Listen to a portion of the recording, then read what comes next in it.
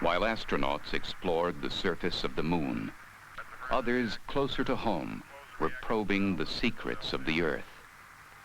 In the 1960s, as Apollo sent back its pictures of our planet in space, geologists continued to explore its fourth dimension, penetrating deep into the past to reveal another Earth that existed long ago.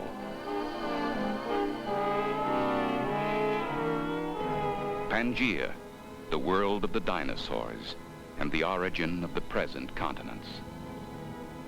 200 million years ago, it began to break up, its fragments drifting over the surface of the globe.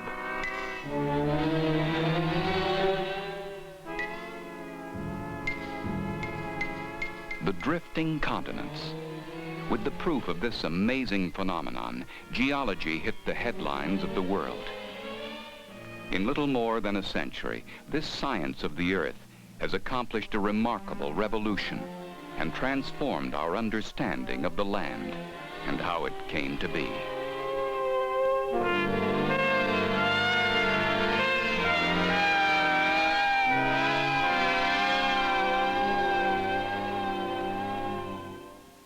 North America and how it came to be. Not for us the simplicity of an ancient myth. Instead, the awesome reality of science as we follow its epic journey of discovery back through the vortex of time.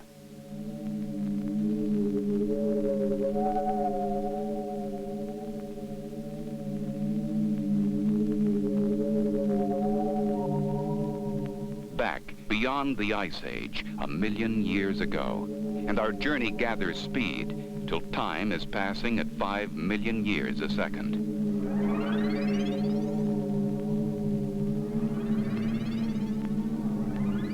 $50 million years.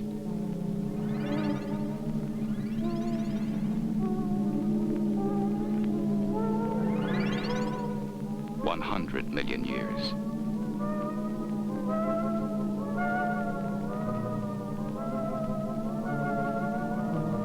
$150 million.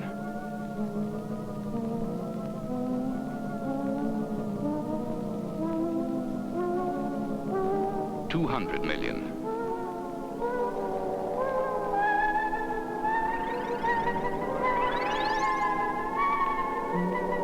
$250 million.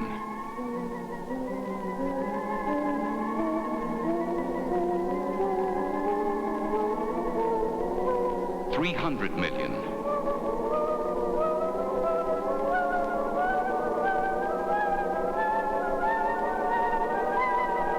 $350 million.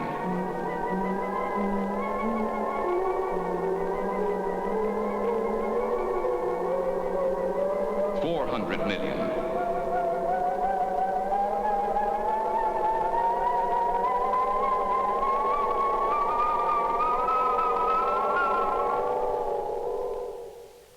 North America, 500 million years ago. A lifeless expanse of rock. A land ancient beyond imagining, even then.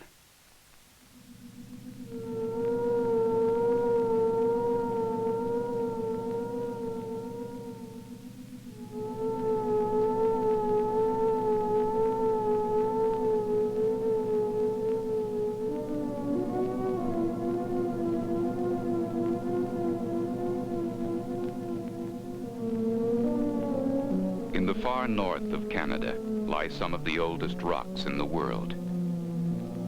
Granites crystallized from the Earth's molten core. Sediments riverborne to the bottom of some long-lost sea. And in rocks that were once the sands of an ancient shore, strange markings. The swirling shapes of primitive plants that grew like seaweed in the shallows over 1 billion years ago. Deep in their fossil remains, the microscopic evidence of life, the miraculous chemistry of the dividing cell.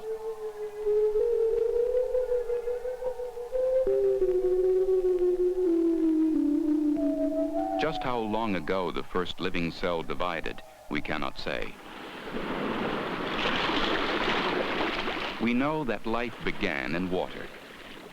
But for maybe the first 2 billion years of its evolution, we have only fragments of evidence. Then, suddenly, the record begins to come clear. A seabed, 550 million years ago. By this time, life had assumed a definite outline, firm enough to be preserved. The trilobite, a primitive crustacean that could swim and crawl along the seafloor. Perhaps the first creature to have eyes. They looked out on a world crowded with organisms successfully adapted to life in the coastal shallows. As time went on, evolution increasingly favored the survival of those that could secrete a hard protective shell from the salts of the sea.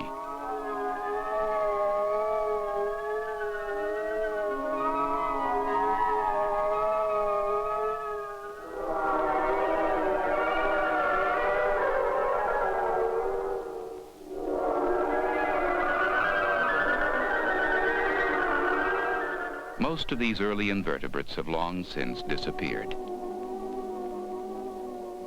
But a few have survived to the present day, almost unchanged.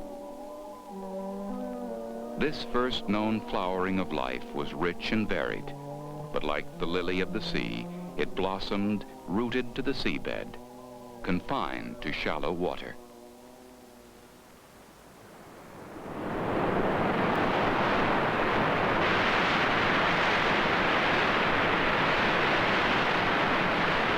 The challenge of the open sea was to be met by creatures of an entirely different order, the fish.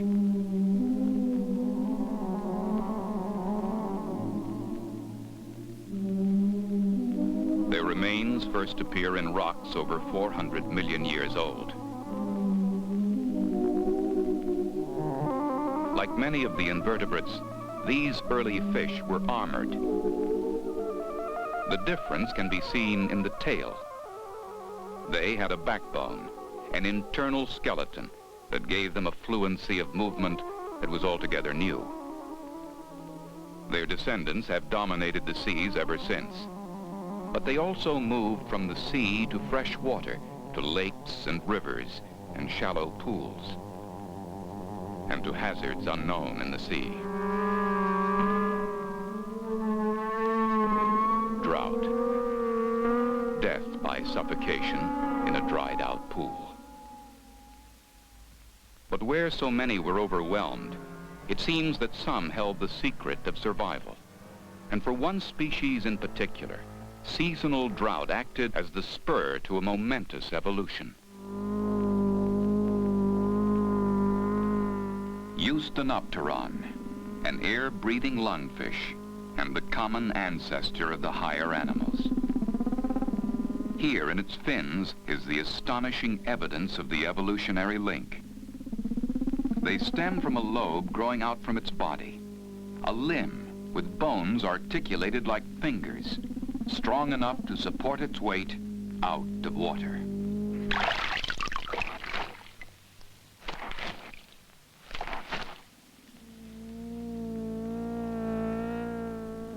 Eusthenopteron could survive out of water only briefly.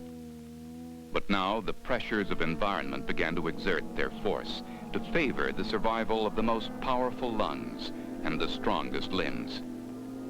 And from Eusthenopteron there evolved, in time, a new creature, the amphibian, securely adapted to life on the land.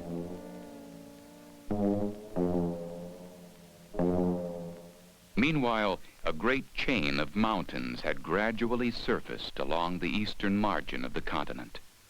And as the mountains grew, the sea that for so long had covered Appalachia retreated further inland. In its place, rivers now fingered their way into a vast swampland that stretched from Pennsylvania to Oklahoma.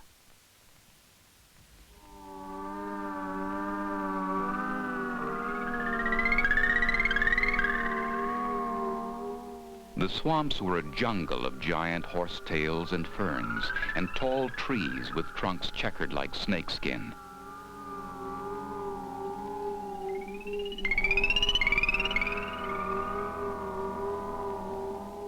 In the shadows lurked the amphibians, living half in, half out of the water, much as alligators do today in the swamps of Louisiana.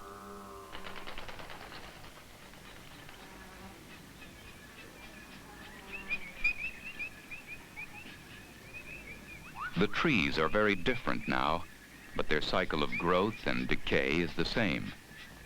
Leaves fall and branches slide into the stagnant water, building a tangled mat of debris that slowly sinks into the depths.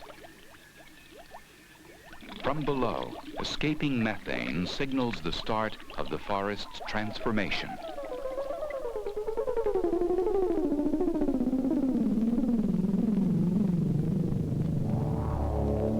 Coal, one of the continent's greatest reserves, an immense accumulation of energy locked in the fossil remains of the great forests that rose from the swamps in search of the sun 300 million years ago.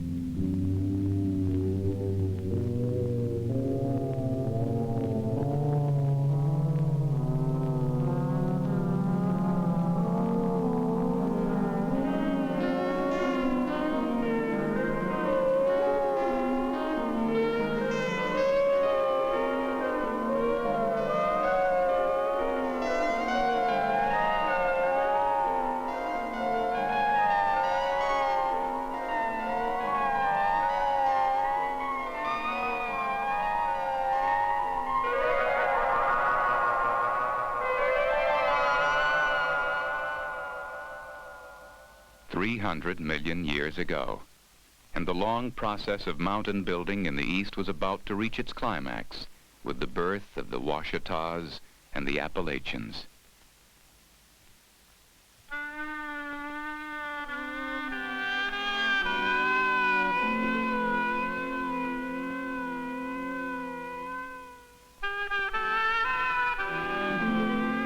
The Appalachians.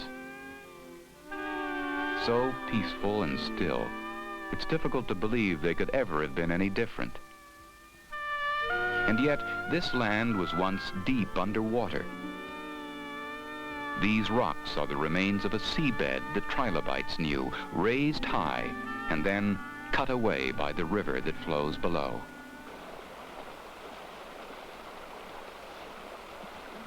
Wherever rocks are exposed at the surface, they reveal the underlying structure of a landscape. But more than this, they give us a glimpse of its past.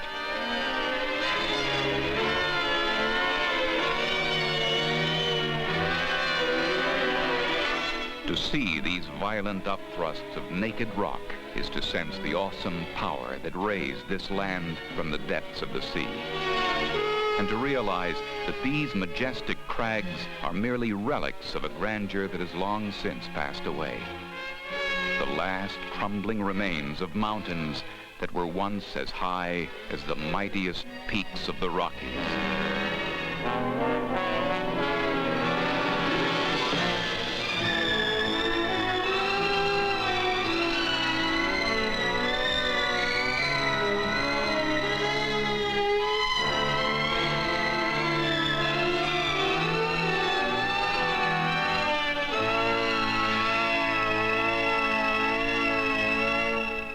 With the rise of the Appalachians, the essential character of the eastern states was firmly established. Southwestwards, however, the land was still unformed, much of it under the sea. And the way it now began to emerge was very different.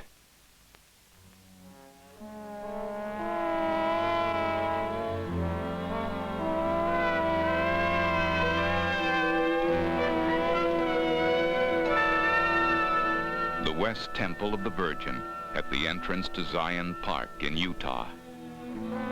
A classic sequence of sedimentary rocks that show how the Southwest was built. At its base, the slopes are weathered and broken, and their character is hard to read. but in places the rock shows clearly. Thin layers of mudstone that reveal the last lingering influence of the sea.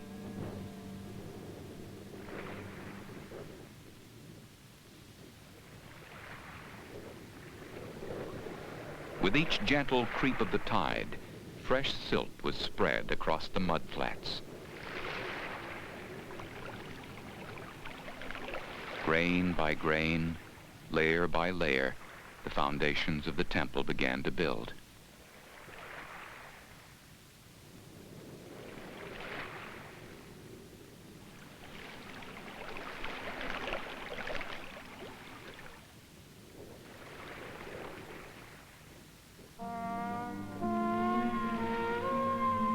Tidal mudstone, 15 million years thick.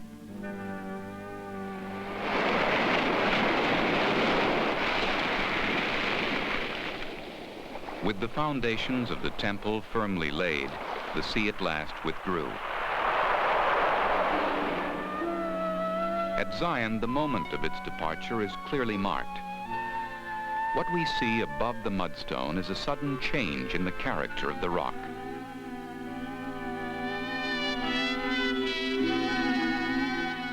New forces had taken over the building of the temple.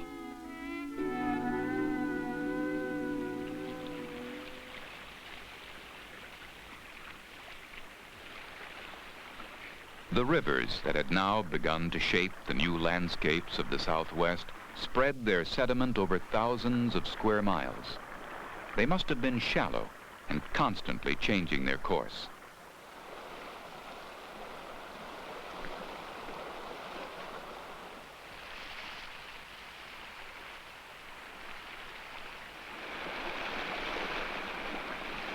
And it wasn't only sand and gravel they carried. Piled high on the middle slopes of the temple is the fallout from volcanic eruptions far to the west. Layers of ash stained with colorful minerals and rich in fossil remains. Trees uprooted by rivers in flood and buried in their ash-laden sediment. Nowhere have these logs been better preserved than in the petrified forest of Arizona. As the waterlogged trunks came into contact with the minerals in the soil, they were transformed, not just to common stone, but to amethyst, agate, and jasper.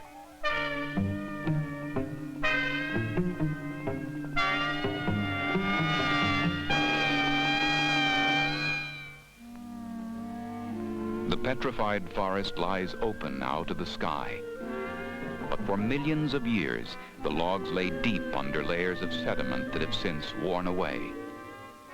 At Zion, the overlying rocks are still there. A towering cliff, 2,000 feet of wind-blown sand.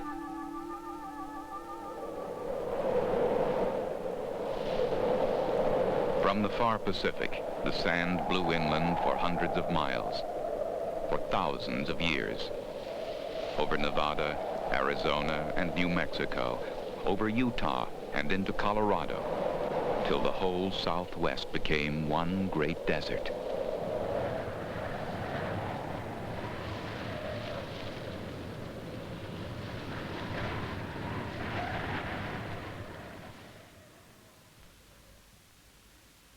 The shifting sands are still now.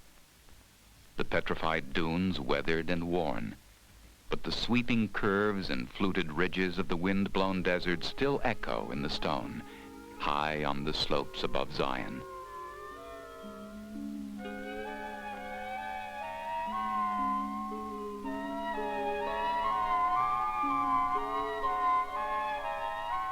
The frozen dune fields mark the end of the sequence. Beneath their towering cliffs, the layers of sediment reach back 50 million years to the time they first rose from the sea. Rocks now shaped by time and the elements into the monumental landscapes of the American Southwest.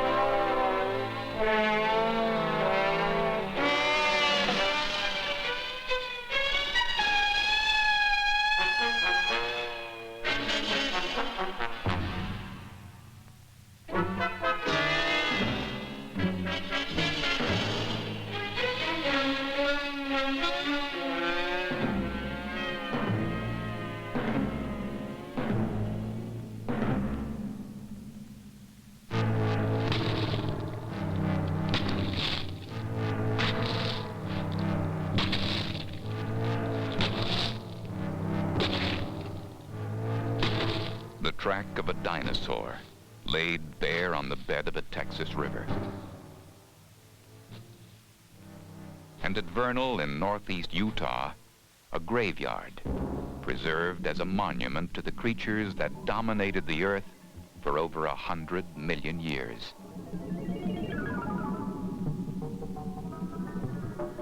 More than any other fossil remains, these massive bones have inspired in generations of scientists the urge to rediscover the past. Gradually, the picture has emerged, and a world that seemed lost forever has been recovered from oblivion.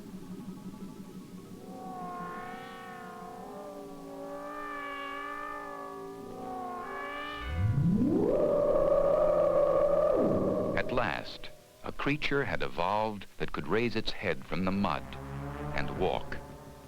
An egg-laying reptile capable of leaving the narrow confines of the swamps and adapting to the boundless opportunities of the world that lay beyond.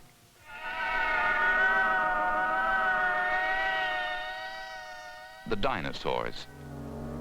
For sheer diversity and extravagance of form, there has never been anything like them. Surprising to discover that most of them were gentle creatures, harmless plant eaters whose fearsome appearance was purely defensive. But some were killers, the most powerful creatures that ever lived. The most powerful, and yet the last of their kind. With these magnificent creatures, the age of the great reptiles came swiftly to an end. Why? We may never know for certain. But one thing is sure. Theirs was an age of revolution in the restless history of the earth. Their triumph was to survive for so long, over 100 million years. 200 million years ago, when the dinosaurs were emerging from the swamps, the return of the Atlantic Ocean heralded the breakup of the supercontinent of Pangaea.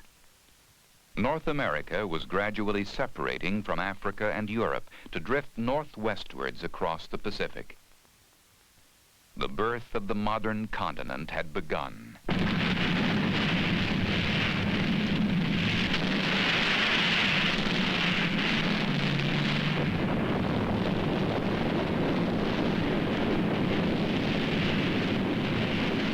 Out in the Pacific, the convulsive birth of an island volcano as the floor of the ocean pounded under the pressure of the continent's westward drift.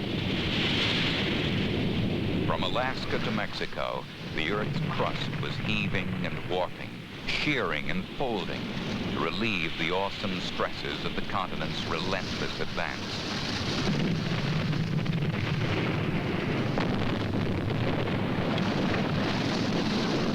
Of all the tumultuous events that have shaped the face of North America, this was to be the climax. Its final splendor, the creation of the Rocky Mountains.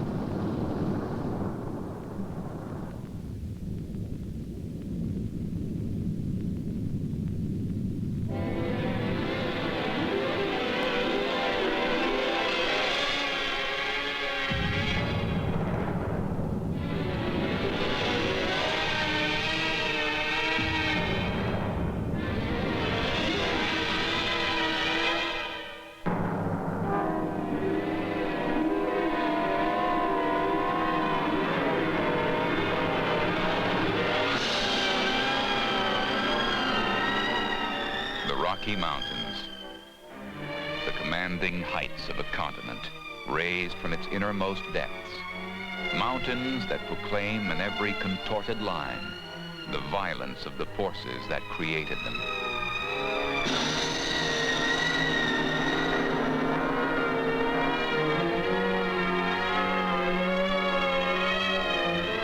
The power to move mountains, an image in the mind of man since the dawn of history. But what we failed so long to understand was the element of time. From the moment those early tremors shook the western seaboard to the final heaving and thrusting that brought the Rockies to their peak, took 170 million years.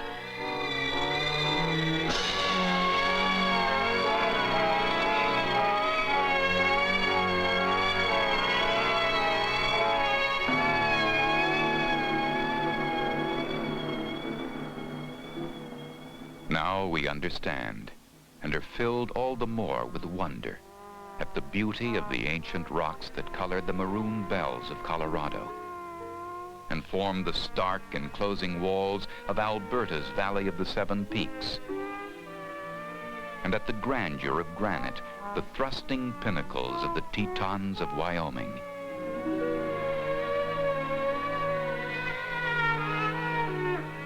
As long as there are mountains, man will be drawn to them in search of beauty and peace of mind.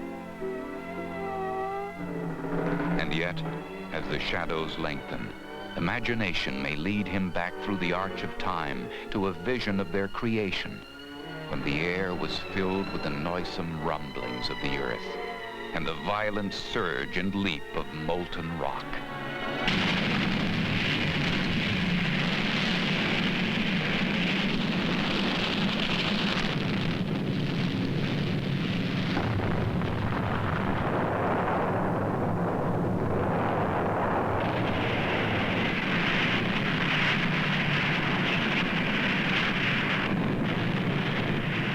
Even the most spectacular volcanic eruption is merely the surface display of a disturbance that reaches deep into the earth. As the molten magma rises from the depths, it may also be trapped below ground to blaze its way into the surrounding rock, shooting into clefts and fissures like shafts of lightning.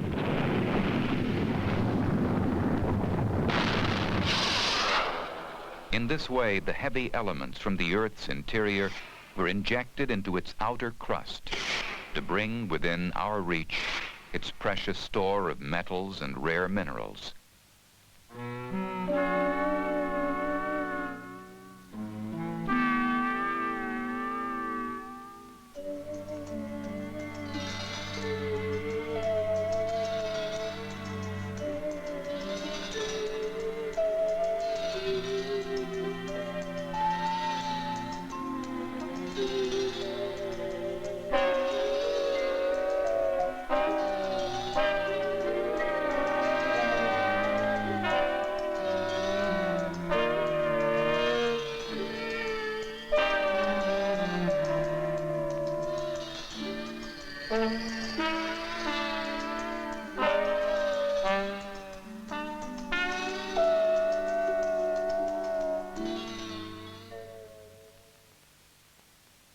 The calm that now reigns over the West may yet prove deceptive. Are the forces of volcanism dead or only dormant?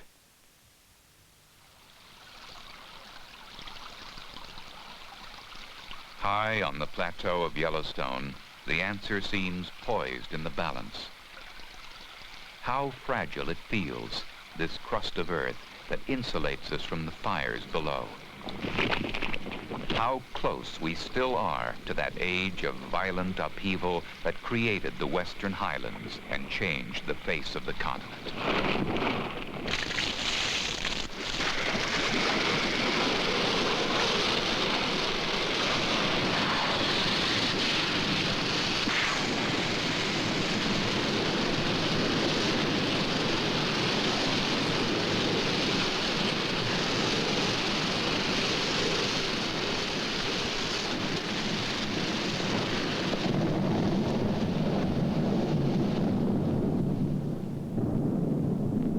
"33 million years ago, the Rockies had risen to their peak, the pressures of uplift at last overtaken by nature's opposing forces. The power of weather to attack and subdue the mountains and eventually bring them low. Heat and cold, wind, and above all, water.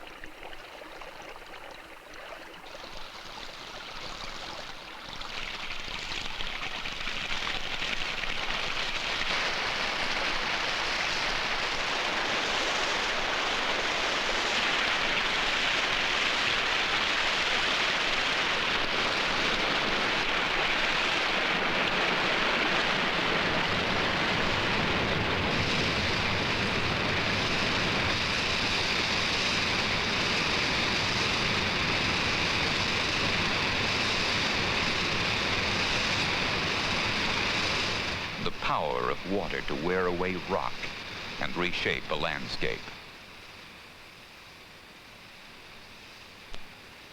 Nowhere is this more vividly shown than by the rivers that established their flow southwestwards from the Rockies.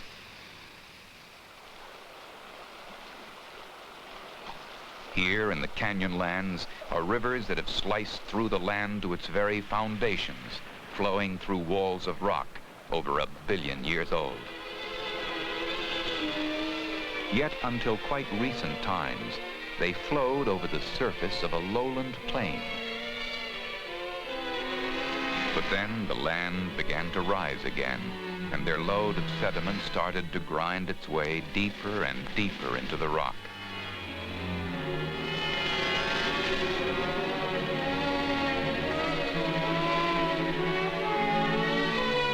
The Grand Canyon of the Colorado, the most spectacular creation of the destructive forces of erosion.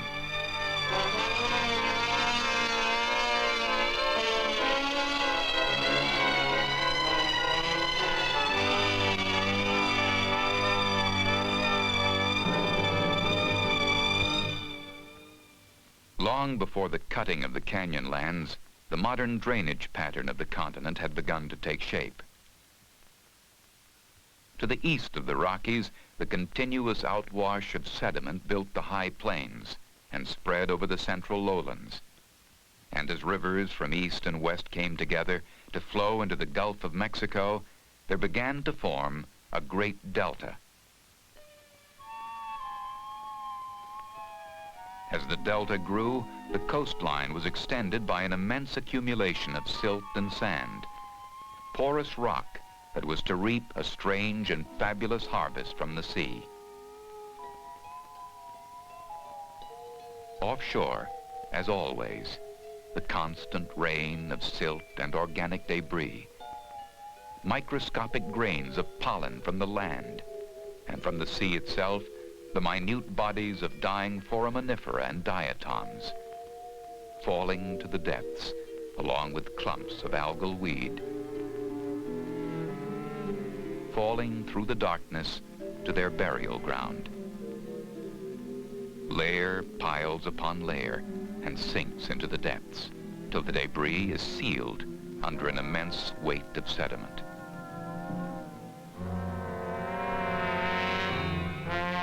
And now the heat and pressure of the earth perform their curious chemistry, transforming plant and animal life into oil and gas.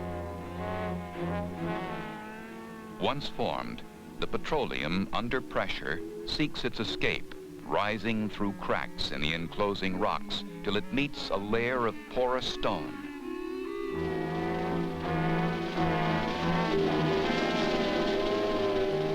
Following the line of the rock layer, its journey may lead it far from its source.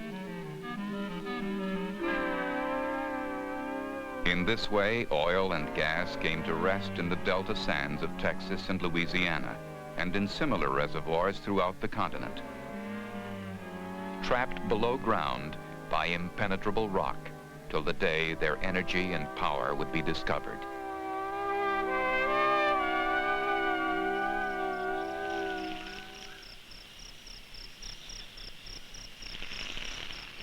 Meanwhile, the continuing course of life's evolution had subtly changed the appearance of the land and radically altered the forms of life it supported.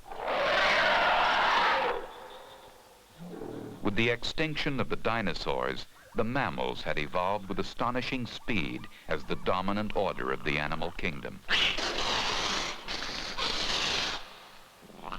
The gulf that separates us from the past was narrowing.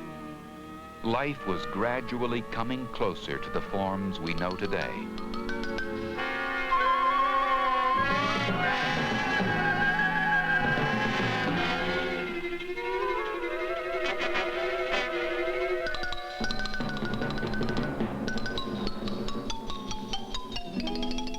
Yet even as late as 5 million years ago, North America teemed with exotic life. Creatures that would seem more at home in Africa than on the plains of Kansas or Wyoming.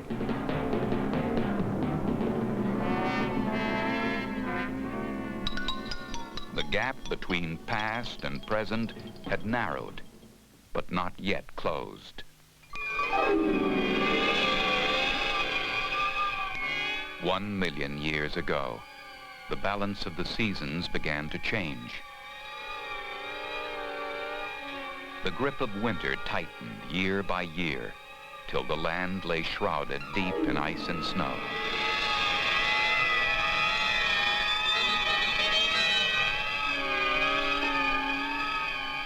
A blanket of ice, 10,000 feet thick.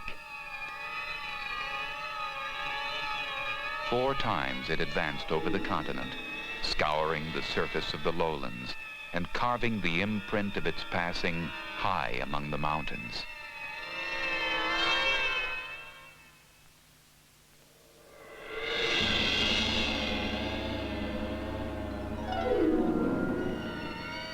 Then, as the ice at last retreated and its pent-up waters drained back to the sea, there lay revealed in every feature the land we know so well. A land ready and waiting.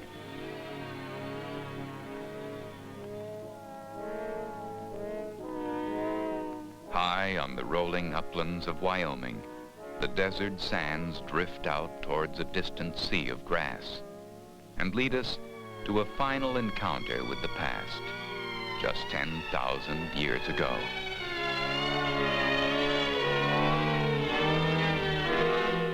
The sun-bleached remains of a bison. Between its bones, a spearhead. Man had arrived to take up his inheritance.